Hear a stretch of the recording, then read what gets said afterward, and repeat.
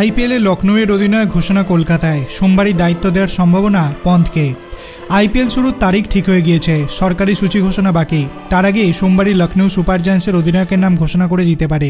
সেদিন কলকাতায় আরপিএসজি হাউসে একটি সাংবাদিক বৈঠক ডেকেছেন লখনৌয়ের কর্ণধার সঞ্জীব গোয়েঙ্কা। সেখানেই সরকারিভাবে অধিনায়ক হিসেবে ঋষভ পন্থের নাম ঘোষণা করতে পারেন তিনি।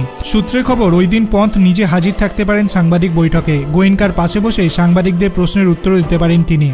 আরও একটি সম্ভাবনার কথা উঠে এসেছে, ওই দিন লখনৌয়ের নতুন জার্সি উন্মোচন হতে পারে। তবে ঘনিষ্ঠ সূত্রের দাবি, প্রথম সম্ভাবনাটাই ঘোষণা করার সম্ভাবনা প্রবল। শুধু পন্থই নন, দলের বেশ কিছু ক্রিকেটাররাও নাকি হাজির থাকতে পারেন।